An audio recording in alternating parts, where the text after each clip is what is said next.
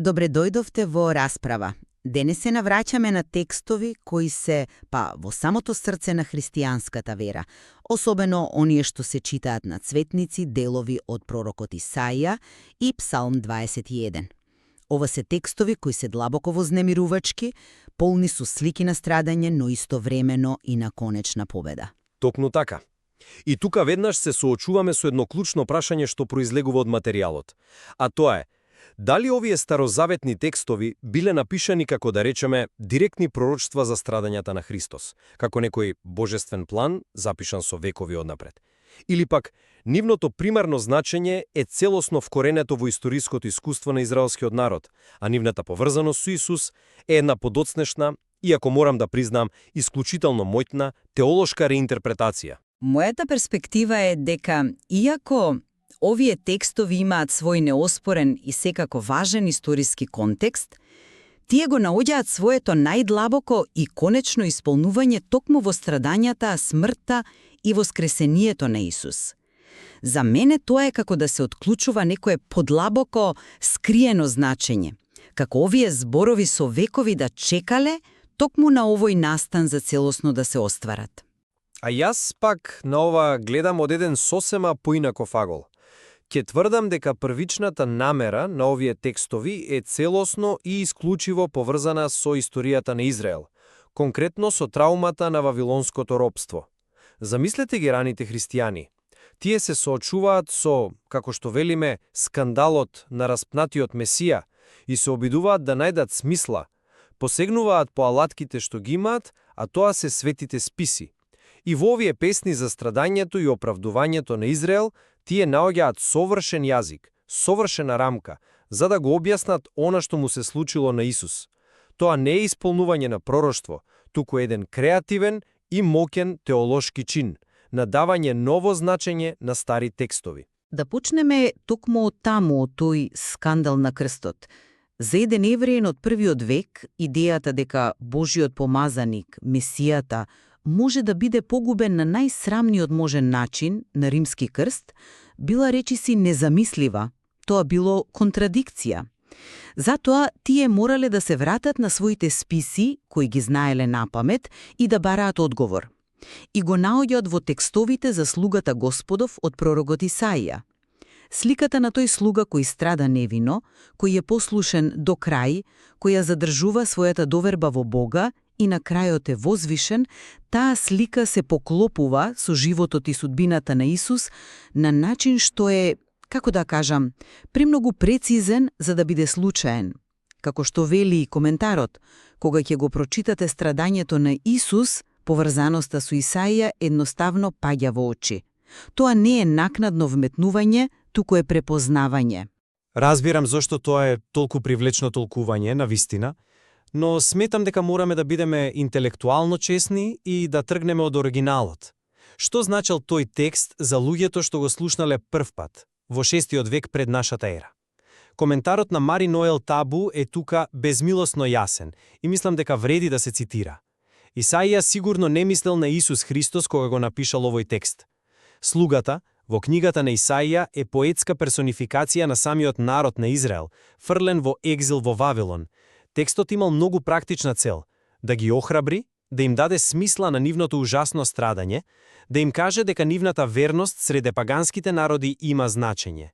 Да го читаме текстот само низ призмата на Исус, значи да им ја одземеме таа порака на оригиналните слушатели, а тоа, мислам, не смееме да го правиме. Да се задржиме токму на тој слуга.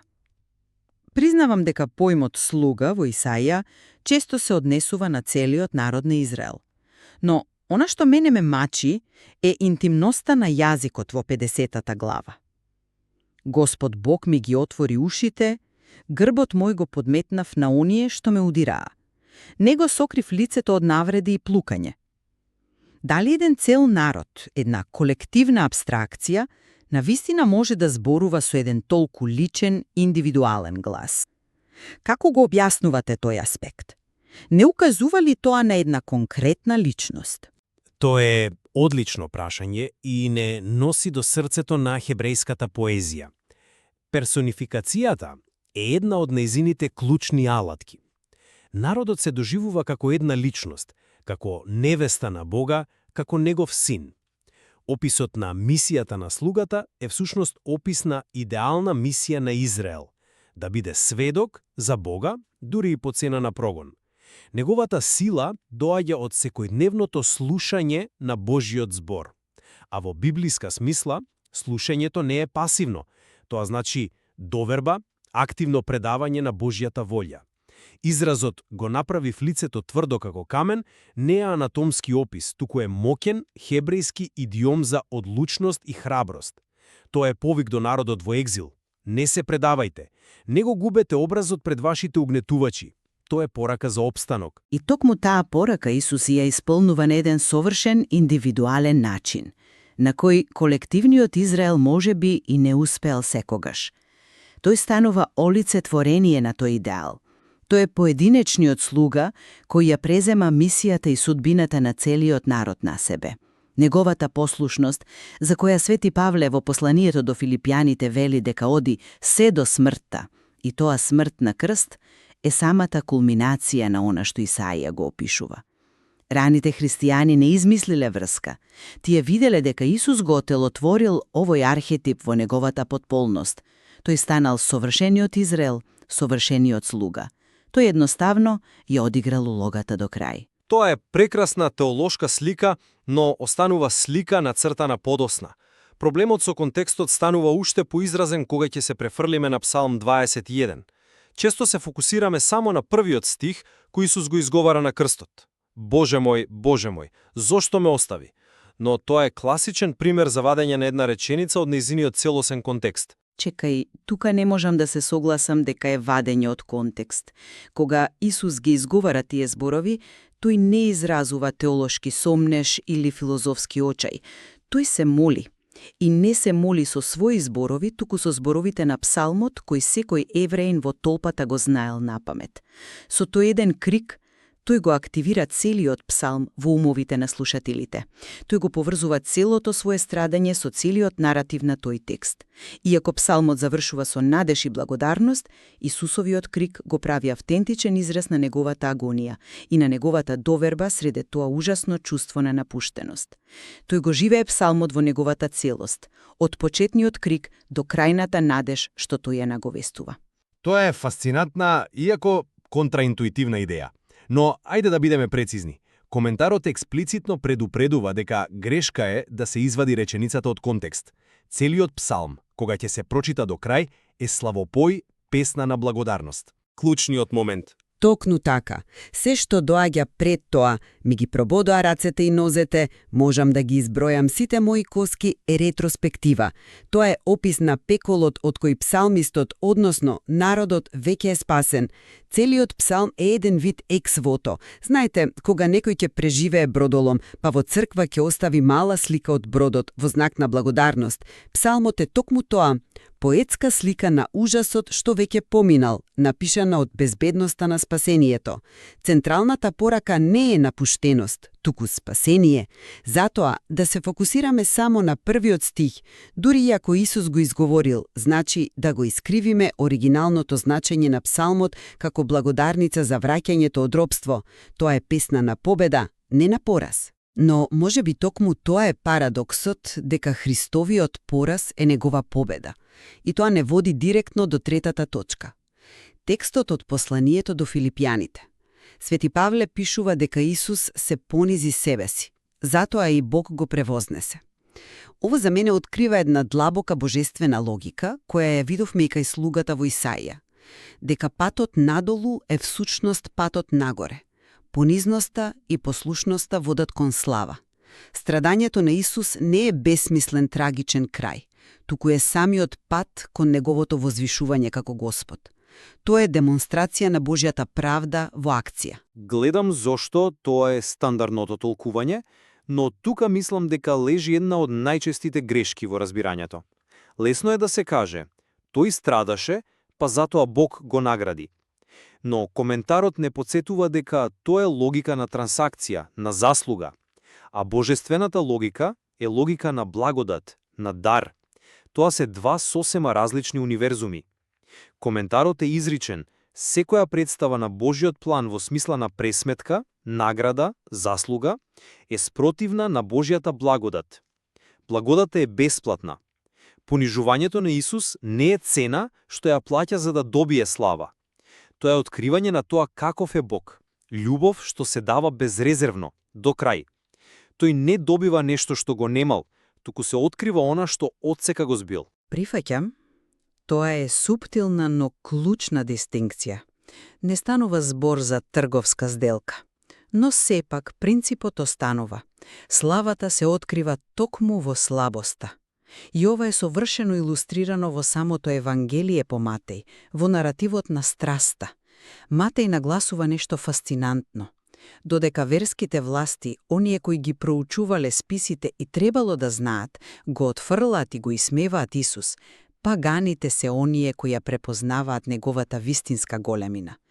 Жената на Пилат го нарекува праведник, а најдраматично од се, римскиот стотник, под крстот, во моментот на целосен пораз и смрт изјавува: навистина овој беше Син Божи. Неговата божествена слава се манифестира токму во неговата крајна немоќ. Тоа е победата. Токму така, но тоа го потврдува мојот аргумент за контрастот и иронијата, а не за некое директно, линеарно исполнување на очекувањата. Иронијата што ја истакнува Матеј лежи токму во тоа што оние кои ги имале сите пророштва, сите очекувања за моќен, царски месија, се целосно слепи. Тие гледаат во Исус и гледаат само неуспех, додека странците, паганите, без никакво претходно знаење за пророштвата, ја насетуваат вистината. Ова, според мене, зборува многу повеќе за универзалноста на Божиот план, кој ги надминува сите очекувања, и за трагичната драма на човечкото отфрлање. Признанието доаѓа и покрај тоа што сите надворешни знаци укажуваат на пораз, а не за тоа што тој изгледа како пророкуван победник. Но, можеби, токму тоа е поентата, дека вистинското пророштво не било за земен цар, туку за страдален слуга, чија слава се открива токму на крстот.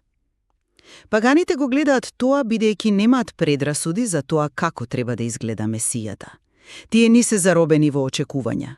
Тие едноставно ја гледаат реалноста пред себе. Еден праведник кој умира со достоинство и доверба. И во таа реалност тие го препознаваат божественото. Или можеби тие едноставно реагираат на длабоката човечка трагедија и на неверојатното достоинство на еден невинен човек што ги наведува да се запрашат за неговиот вистински идентитет. Нивното препознавање е можеби повеќе интуитивно и екзистенцијално отколку теолошко. Тоа е подлабоко од едноставно поврзување со конкретни стихови од Стариот Завет. Тоа е човечка реакција на божественото кое се открива во скршеното човечко тело. Кога ќе сумираме се, денешната расправа покажува колку е клучно да се разбира оригиналниот историски контекст. Текстовите од Исаија и псалмите не биле напишани во вакуум. Тие биле крик на една заедница во длабока криза, начин да се најде надеж и смисла во незамисливо страдање. Она што го направиле раните христијани е што ја искористиле оваа неверојатно мокна рамка наративот за страдање, доверба и конечно оправдување за да го артикулираат значењето на смрт на Исус. Со тоа, тие им дале сосема ново, неверојатно длабоко значење на овие древни списи, кое одекнува до ден денес. Иако историскиот контекст е неоспорен и суштински важен, не можеме да го игнорираме начинот на кој овие текстови оживуваат и добиваат целосно нова димензија во светлината на Христовиот настан. Скандалот на крстот открива еден духовен слој на значење кој, тврдам јас, бил имплицитно присутен во нив од самиот почеток, како семе кое чекало да биде засадено во вистинската почва за да израсне. За христијанската вера овие текстови не се само историски документи кои се реинтерпретираат. Тие се живи зборови, чие конечно и најдлабоко исполнување се наоѓа во личноста и делото на Исус. На крајот, разгледувањето на двете перспективи не води до еден едноставен црно-бел одговор. Напротив, не води до подлабоко ценење на неверојатната комплексност и повеќе слојност на библиските текстови. Се согласувам. Тие функционираат на повеќе нивоа истовремено, историско, поетско и теолошко. И токму во таа тензија меѓу различните толкувања, меѓу оригиналниот контекст и подоцнежното исполнување, се открива нивното вистинско богатство. Материјалот што го разгледавме денес нуди уште многу простор за размислување и истражување.